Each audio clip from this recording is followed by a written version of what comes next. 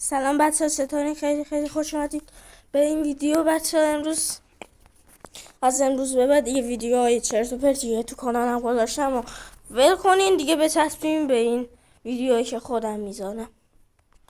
امروز اومدن آموزش پاپی پلی تایم. الان میریم چپتر 1. تو همین ویدیو 2 تا چپترشو میرم براتون.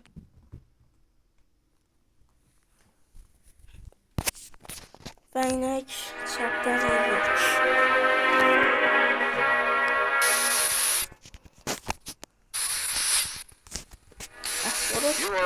1. این تبلیغاتش رو حوصله ندارم دیگه، به خودتون ریختید میبینید دیگه، چون من حوصله نمیکشم 100 نگاه کنم. خب خیلی راحته. میایین ابتدا اینجا برای پرو پلیر رو الان میخوام توضیح بدم. مستقیم که اومدید، اونا که حس کردن زرد، این وایسد چون اینو زده بودم، قرمز، زرد، صورتی سبز، تمام. من اینو دیگه حس کردم.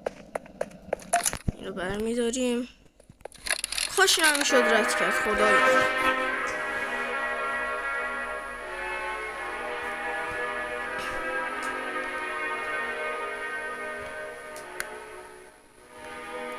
حالا دست بیاریم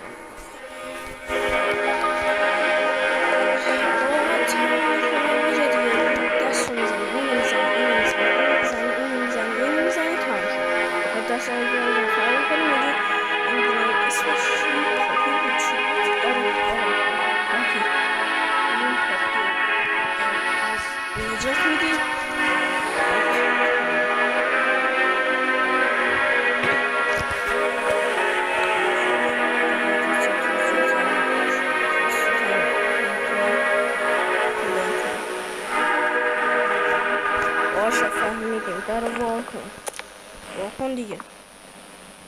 تا آخر نگاه کردم. واکن. آها باش تو رو خدا بده. آها داد.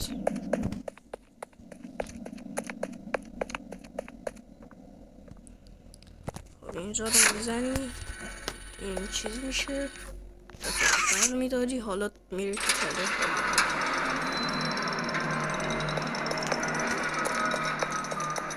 بچه سلام گرفته، سرما خورده.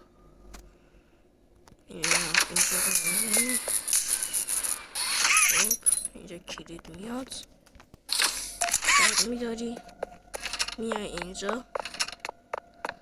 بچه از هیچی نترسید، هایوای غیر میشه. میبینید چرا الان بهتون نشون میدم. شما فقط تماشا کنید. آها اینو زدم.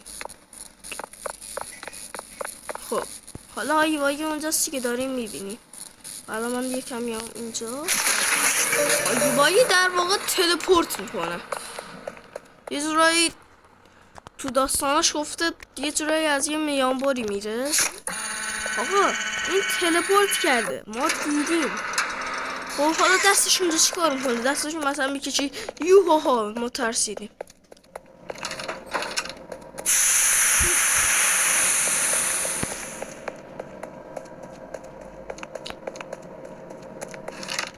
خب بسا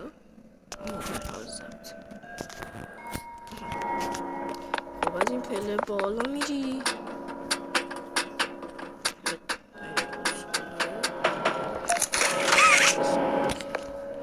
خیلی اسکوله.